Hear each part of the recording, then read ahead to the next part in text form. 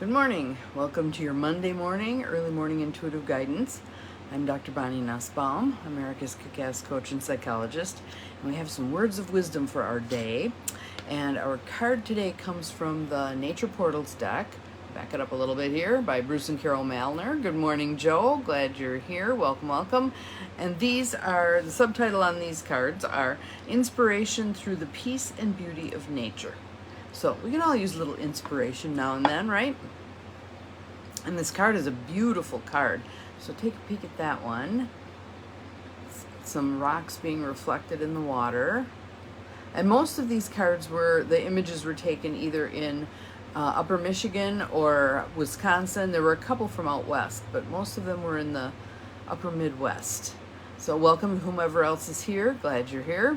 So let's just take a minute to settle into here and now. A couple of nice deep breaths. In through the nose, out through the mouth. In through the nose, out through the mouth. Just letting your shoulders drop, maybe wiggling a little bit. Just settling into right here, right now. Ready to receive this beautiful reflection for us, giving us some things to think about today, to ponder on. And this would be a great place to sit and ponder, wouldn't it? Works for me. I'd be happy to be there right now. I'm happy to be here right now. Whatever's going on is divine right order and divine right timing. So, you can close your eyes and just continue to breathe deeply and easily. Obviously, if you're driving, don't close your eyes. But let's hear these words. Life is the reflection of your thoughts. Life is the reflection of your thoughts. So, just as calm water reflects the plants and rocks on the riverbank, your life reflects your thoughts. So, think of one area of your life, and there's 3 questions I'm going to have you ask yourself. So just think of an area. It may be an area with which you feel satisfaction, or it may be an area with which you feel dissatisfaction, but just pick an area. Question number 1. What thoughts are being reflected here? Remember, several months ago, I was talking about my concerns about walking my dog and the perceived danger in doing so because he was very reactive to cars because we weren't usually around them when we lived in Upper Michigan, reactive to things that moved, bikes, not that comfortable around people, etc., etc., certainly not comfortable around other dogs. In changing my mindset about it, he can figure this out. We can adapt. He's capable and competent here. Things have changed pretty dramatically. He is not uncomfortable around vehicles. Weed whackers, still not a good thing. But we've made a ton of progress with vehicles, ton of progress with people. He's very comfortable. He'll go up and he'll greet somebody and then he leaves. He's a quick kind of a guy with that. Dogs, we're still working on that one, but there's been a ton of progress, and some of that progress, I believe, is because I made the mental shift that, nope, he can figure this out. We can learn what to do here. Welcome to whomever else just popped on. So there's our first question. Well, again, what we're doing is life is the reflection of your thoughts. So you're thinking about an area of your life. The first question you're asking is, what thoughts are being reflected here? And it can be your own thoughts, which I think have the most power in your life, but it can also be other people's thoughts, especially if you are subconsciously kind of buying in to their thoughts. Sorry about that. We had a little glitch there. Second one is, am I satisfied with the reflection I'm seeing? Obviously, the situation with the dog several months ago, I wasn't satisfied with the reflection I was seeing. So, the third question kind of takes care of what's going on in the second question. Third question is, what thoughts would change the reflection? Good morning, Linda. Glad you are here. My thoughts had to change in order for the reflection to change. So when I viewed it as he's capable of learning, he's capable of getting more comfortable with this, etc., that's what began to manifest. All right? So I'm going to share the quote because I think it captures all of this, and then we'll see where we go from there. Quote is by J. Oliver Black. You are what you think, having become what you thought. You are what you think, having become what you thought. And again, how many people have very self-limiting thoughts? Okay? There, and I think, no, I didn't post this in my regular feed. I posted it in the Lightening Your Load feed. But there's a guy named Chip Conley who, for his second act in life, he was hired by Airbnb, which had a bunch of very young entrepreneurs as CEOs, and they decided they needed someone who had far more experience than they had.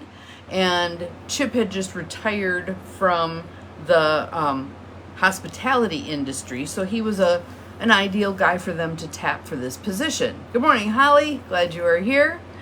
Yes, it is a very powerful reminder. We have a whole lot of power from here up.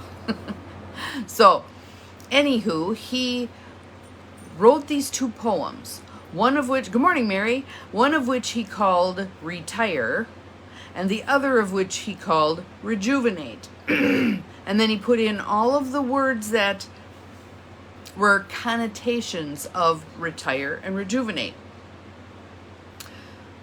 The energy of those two poems is incredibly different. I'll see if I can remember to post them in our feed here. But the energy of those poems is entirely different. When someone views closing off that job, the job, good morning, Lisa, welcome, that they've had, and they believe, okay, life is over now, that first poem called Retire tends to be what manifests.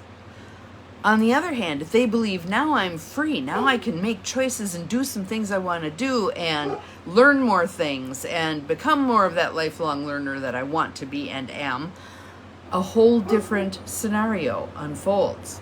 It's all about what their thoughts are about that. And I hear my dog being naughty out there. So life is a reflection of the thoughts that we think. What thoughts are you thinking? And then what feelings does that generate within you? And when you bring all of that to conscious mind, then you can make choices. I'm not liking how this is making me feel. I'm feeling really not good about this. So I was also reading a couple of chapters in the Wayne Dyer book, which I'm just about done with. That thing is thick. About his reaction to his leukemia diagnosis.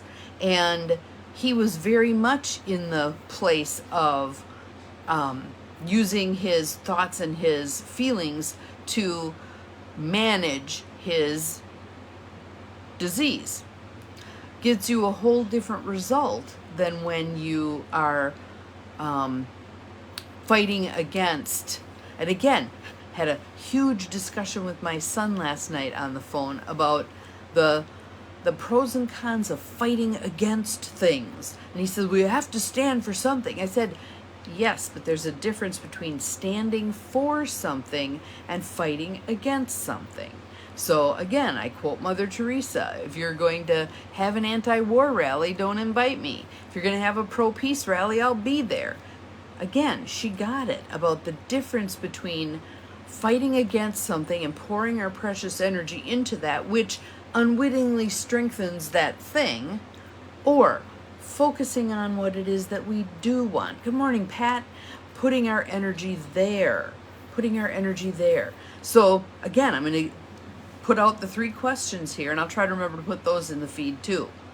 What thoughts are being reflected here? So you're observing a situation in your life. What thoughts of mine are being reflected here? Am I satisfied with the reflection I see? Good morning, Bonnie. What thoughts would change the reflection? So where my son was kind of stuck last night was that idea that, no, you have to pay attention to what's going wrong. And I'm like, better to put your energy toward what's going right and what do you want to have go right, and how can you use your precious energy to create what you want to have go right, whatever your definition of right is. So what thoughts are being reflected here? Am I satisfied with the reflection I see? And what thoughts could change the reflection if I'm not satisfied with it? Very interesting exercise to engage in. And so I'm going to encourage you to do that today. Pick some aspect of your life that you're not totally satisfied with. What are your thoughts about that area of your life? How might those thoughts be perpetuating what it is you don't want? All right? And then what thoughts could you think instead to draw that situation more and more into how you would like it to be? Exercise your power here. Exercise your power. You are empowered, and you can empower yourself to change those situations. And again, I know there's a lot of yeah buts and what ifs about that, but really throw yourself into this once. What do you have to lose? Not a heck of a lot. Maybe the situation that isn't up to snuff, that's what you have to lose. Are you willing to let that go? So let me show you our card again. Life is a reflection of your thoughts. Life is a reflection of your thoughts. So I encourage all of us to take some time today, spend some time in nature, allow nature to guide us in terms of a bigger picture of what's going on here, and settling ourselves into what do I want, and what thoughts will foster what I want, and how can I bring back my precious energy from focusing on what I don't want, knowing that that isn't going to get me where I want to go. All right? Have an awesome day. See you again tomorrow. Remember, you're capable of far more than you think you are. Bye-bye.